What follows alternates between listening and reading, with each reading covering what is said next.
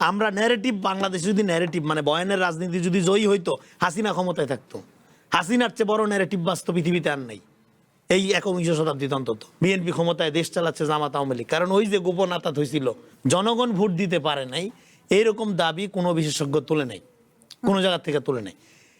এবং আপনি বিরোধী দলের আরেকজন হুইপ, ঢাকা 8 নাহিদ ইসলামের আসন, সেখানকার জনগণের মন্তব্য নিয়ে দেখেন। আমার কথা বিশ্বাস করার দরকার নেই।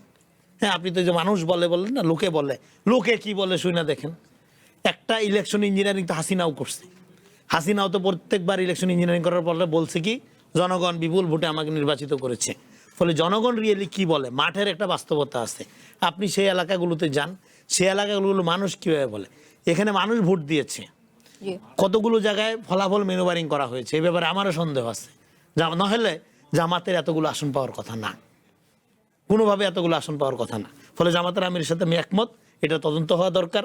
এবং ঢাকার এই আসনগুলো কিভাবে একচেটিয়া জামাতের পকেটে গেল, এইটা বিএনপিরও একটু আমার মনে হয় যে শক্তভাবে এটা তদন্ত করা উচিত। এটা গেল একটা। আরেকটা হলো যে দেখেন, এখানে গণ অভ্যুত্থানে আমরা যখন মাঠে ছিলাম, আমরা কোনো ডিপ স্টেট দেখি নাই, আমরা কোনো ষড়যন্ত্রকারীকে দেখি নাই। জাতিসংঘের প্রতিবেদনে বলা হচ্ছে 1400-র মতো লোক মারা গেছে, কিন্তু বেসরকারি হিসাব মতে 3000 4000 হতে পারে সংখ্যাটা, এবং আহত 25 থেকে 30,000, এটা আমরা দেখতেছি, এটা সবাই আমরা জানি। এখানে কোনো এম্বাসির লোক আহত হয়নি, কোনো বিদেশি চর নিহত হয়নি, আন্দোলন করেনি। এখানে আন্দোলনটা বাংলাদেশের এই জেনজি জেনারেশন, একটা জেনারেশনাল মুভমেন্ট।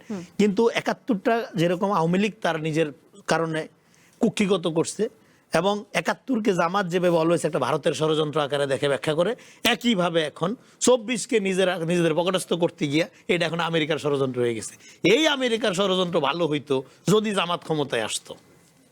যদি জামাতের সাথে যখন আমেরিকান এম্বাসিগুলো মিটিং করতেছিল, তখন কিন্তু আমার প্রিয় বক্তা মুফতি আমির হামজা বলছিল যে আমেরিকাও চায় জামাত ক্ষমতায় আসুক। যখন আমেরিকা জামাতকে চাবে, তখন সেটা হবে স্বাধীনতা সার্বভৌমত্বের প্রতীক। কিন্তু এর বাইরে যদি অন্য কেউ চায়, সেটা হবে সাম্রাজ্যবাদের দালাল। এই যে নিরপেক্ষতার নতুন সংজ্ঞা 5 তারিখের পরে আমরা পাইছি, এটা একটা অভিশাপ বাংলাদেশের জন্য। বাংলাদেশের পররাষ্ট্রনীতি সবার আগে বাংলাদেশ। এখানে আমরা দিল্লিপন্থী হইতে চাই না, পিন্ডিপন্থী হইতে চাই না, আমেরিকাপন্থী তো নাই। তো ফলে এইরকম একটা জায়গা থেকে, একটা জাতীয় স্বার্থের জায়গা থেকে রাজনীতিটা করতে হবে। সেই রাজনীতিটা আপনি যদি এমন এমন কথাবার্তা বলেন, যে কথাবার্তাগুলো আপনার নিজের জন্যই, নিজের রাজনীতির জন্যই ক্ষতিকর, যেমন আমির সাহেব যে কথাটা বললেন, অত্যন্ত ভদ্রলোক, অত্যন্ত ভদ্রলোক, কোনো সমস্যা নেই। কিন্তু কথাবার্তা তো ভাই সিরিয়াসলি নেওয়া যায় না এইসব কথা। আপনি সহজ কথা বলতে বলছেন, কিন্তু এই কথাগুলি তো মানে সিরিয়াসলি পলিটিক্যাল অ্যাটিটিউড আকারে আমরা নিতে পারি না। তো ফলে কনস্ট্রাকটিভ, হ্যাঁ আপনি বিএনপি সমালোচনা করেন, বিএনপি সব ভালো করতেছে, সে কথা কেউ তো বিএনপিও তো বলে না। সেই সমালোচনা কি হরে ধরে প্রোপাগান্ডা করা, হরে ধরে আপনার ট্যাগিং করা, হরে ধরে একটা ন্যারেটিভ সাইরা দেওয়া বাজারে। আমরা ন্যারেটিভ, বাংলাদেশে যদি ন্যারেটিভ মানে বয়ানের রাজনীতি যদি জয়ী হইতো, হাসিনা ক্ষমতায় থাকতো। হাসিনার চেয়ে বড় ন্যারেটিভ বাস্তব পৃথিবীতে আর নাই, এই 21 শতাব্দীতে অন্তত। সেখানে এই ন্যারেটিভের বিরুদ্ধে বাংলাদেশে গণ অভ্যুত্থান হয়েছে। ফলে আমরা ফ্যাকচুয়ালি যেটা দেখতে পাচ্ছি এখানে টিআইবি, আরেকটা কথা হলো এখানে টিআইবির অতীতের অনেক কর্মকাণ্ড আমরা জানি, দেখছি, কিন্তু টিআইবি এইখানে একটা আলোচনা করছে। আমাদের শ্রদ্ধেয় আখতার সাহেব উনি বলেছেন যে বিগত আমলে দুর্নীতি নিয়ে টিআইবি কোনো কথা বলে না। টিআইবি একটা রিপোর্ট করছে, বিগত ইন্টারিমের আমলে শুধু সেবা খাতে 12,366 আপনার কোটি টাকা, হাজার কোটি টাকা, 12,000 কোটি টাকার উপরে ঘুষ লেনদেন হয়েছে শুধু ইন্টারিমের আমলে।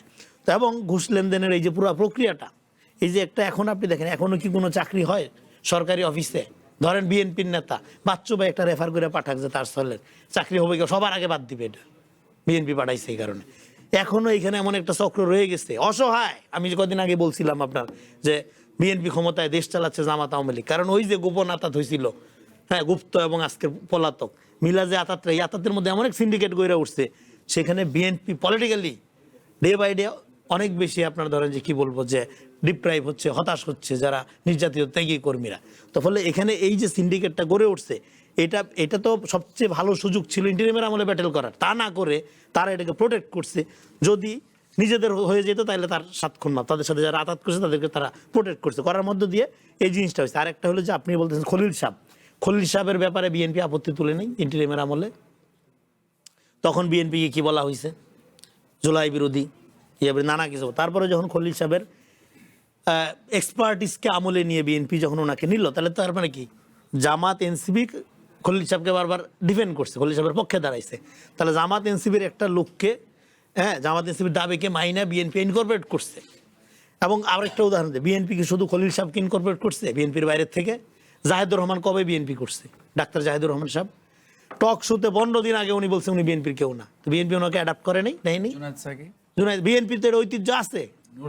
আমাকে কতবার অফার দিছে, এই যে আমাকে বিএনপির দালাল বলা হয়, হ্যাঁ 2 টাকা না নিলাম না, শুইলাম না, হ্যাঁ, তো আজকে একটা মন্ত্রী না হয়ে কত বড় অপরাধ করছি। তো আপনি দেখেন, এবং আজকে এই গভর্নমেন্টে দেখেন আপনি, এই আশিক সাহেব নাই বিডার, আপনার বাংলা একাডেমিতে মোহাম্মদ আজম নাই, ফারুক আসিফ নাই পিআইবিতে,